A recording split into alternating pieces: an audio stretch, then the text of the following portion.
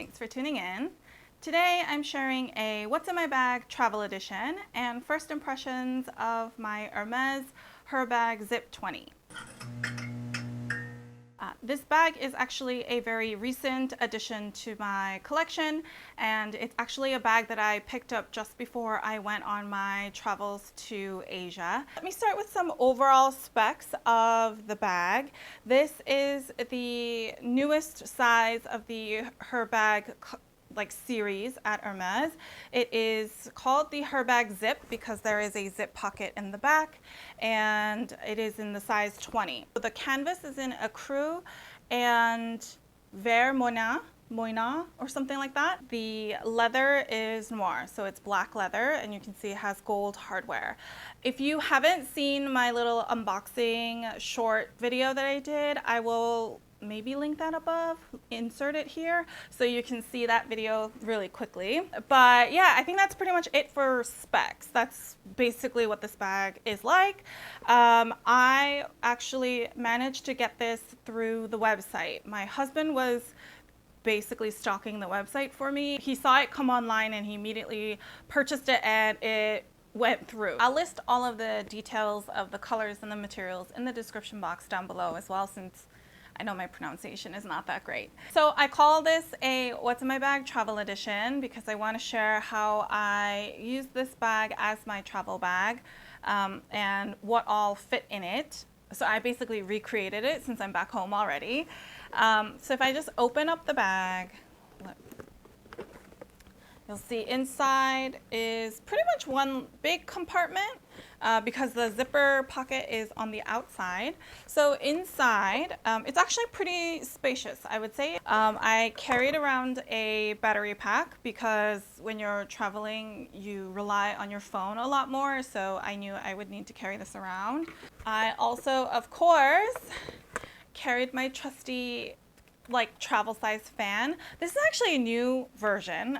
If you guys have followed me for a while, you may have seen me recommend an older version, but this is actually more compact. It's more of a flat style. The old one was more cylindrical, but this one works just as well. It's very easy to just have your personal cooling device while you are traveling.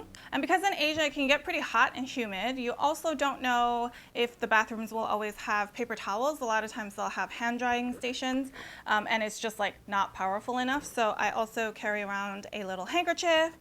And last but not least is a lip product. This is the Romand Lasting Melting Balm in Berry and Black, which I find is a really good travel lip product because it is pretty moisturizing as well. The one item I forgot to put back in my bag to show you guys was my passport. And then the only thing that I put in the zipper pocket in the back is actually my card holder. So I traveled with this Hermes card holder. I forget the exact name of this style. I will try to find it and put it somewhere here or down below.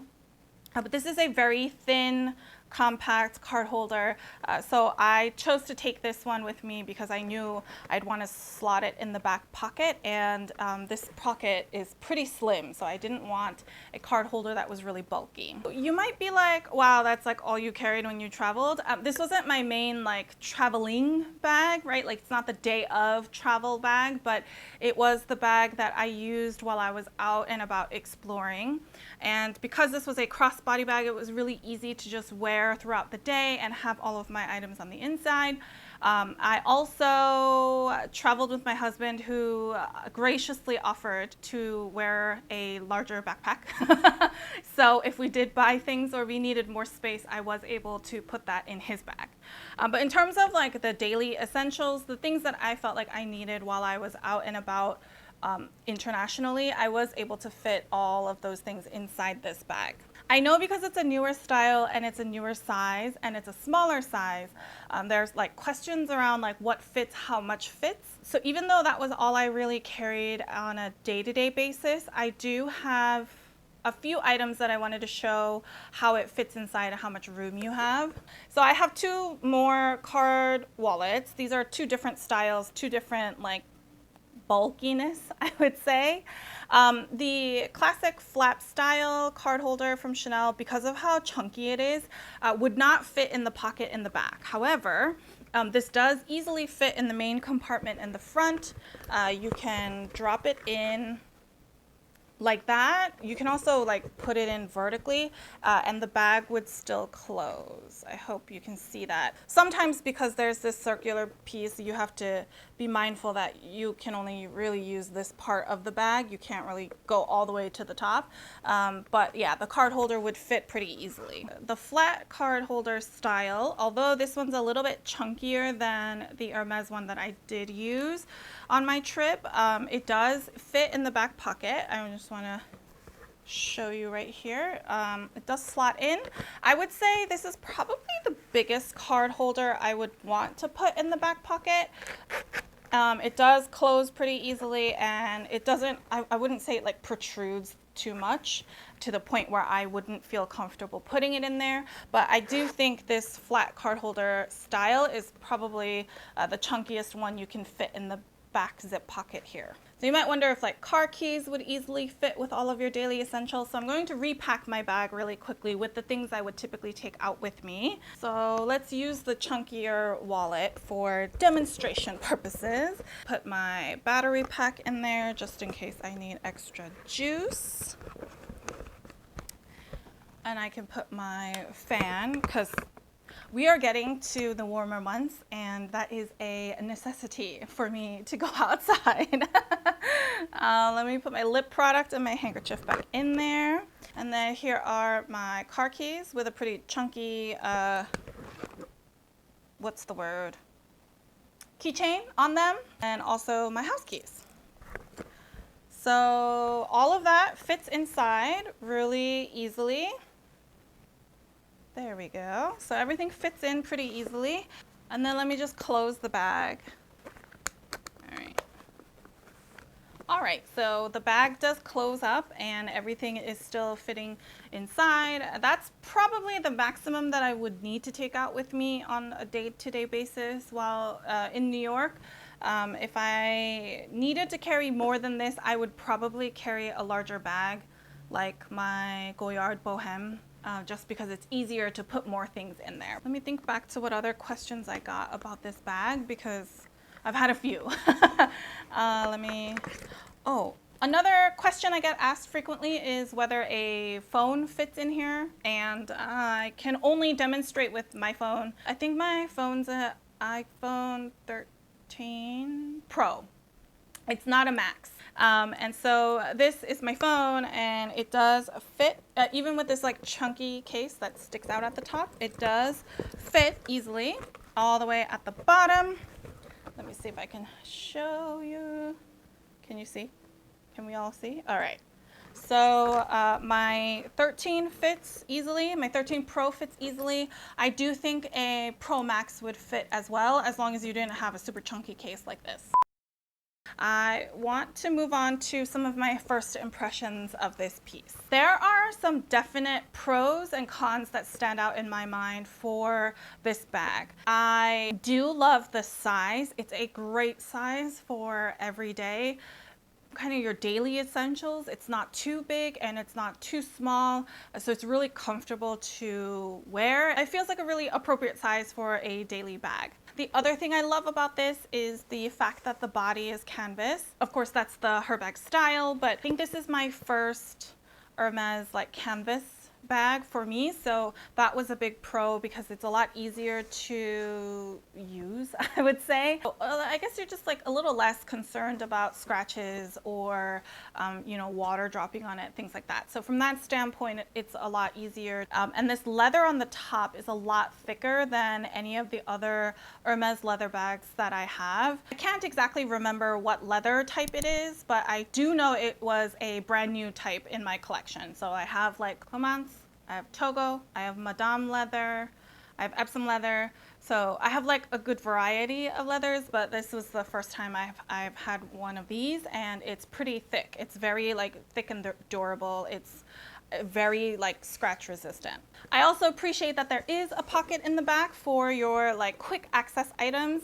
I really think given how thin this pocket is, the main thing to put in there would be a card holder, your credit cards, just, you know, very flat items that you might need, your valet ticket or something like that. But I do appreciate it. It's such a small pocket, but it has a very like large presence when you use the bag because that's like the easiest thing you can get in and out of. I can't ignore the price point. This bag for Hermes is at a very great price point, in my opinion.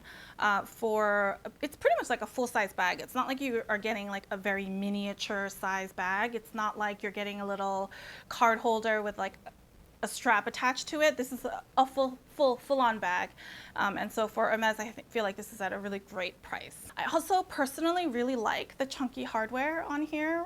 I feel like it gives it a much more casual, easygoing vibe. From the design elements, it looks a lot more like a no fuss, you know, I'm just throwing my things in my bag and heading out kind of bag. I'm gonna move on to some of the cons, some of the questionable things about this bag for me. First and foremost, as you may have guessed or as you may have already heard, this closure is very annoying. Dare I say it is more annoying than the Kelly closure.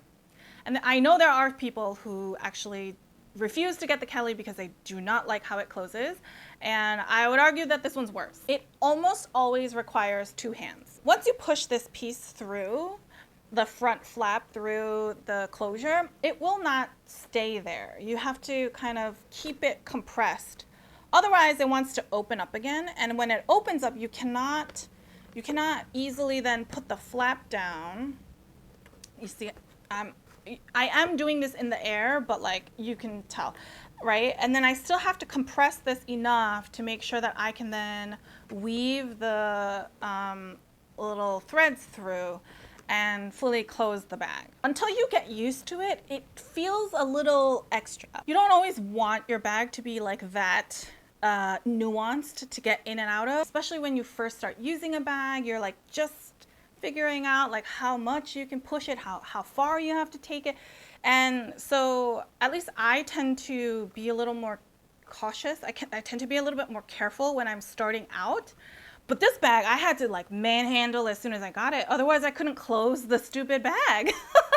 I'm like, you know, opening it, not really a problem. Opening it, I can just pretty much go, you know, like run, you just take the straps out, you take the flap off, and the whole thing opens up. It's like ready for you to like go inside. I honestly walked around with the bag open while I was in Japan and Korea. Now, I was fully aware that I was in locations where I felt comfortable to leave my bag open. If I was traveling other tourist destinations where we know that's not a good idea, I would not have left it open. I probably wouldn't even take this bag in the first place. I was mindful of the fact that it was open, but there were times where I just opted to leave the bag open because I could not be bothered to have to, you know, do like the arithmetic and physical gymnastics to get this bag closed. I am now at a point where I'm like more, what's the word, like comfortable using the bag, and I know I won't like really hurt it, so I kind of manhandle it, but it's not my favorite feature of this bag. That is honestly my biggest gripe about this bag, and I could honestly end it there. But I will mention a couple of other things that are related to the strap. They're not really cons for me, but I want to make note of them in case they are things that might bother you. The strap is also made of that same thick leather, and I like how durable it feels, and I like how I don't feel like I need to really be like precious with it. So I like that it's leather. However, it is a little bit short for me. I wish there was about maybe 2 inches more in the strap length so that it would fall just a little bit lower on my particular body. I know the strap length affects everybody a little bit differently, so it's more just an FYI. The other thing I noticed about the strap is they're not removable. That doesn't bother me. What does bother me is that it rotates on this axle, if you will. And if you are not quite paying attention to the straps, it will start to like curl on itself, you know, when you're grabbing it, and then it just, and so sometimes it takes a little bit of like mental gymnastics again to like figure out how to fix that part and get it back to being straight. For me, not the biggest deal, but the first time it happened, I was very confused because I'm like, it doesn't even come off. Like, how does it get tangled? That's how it gets tangled.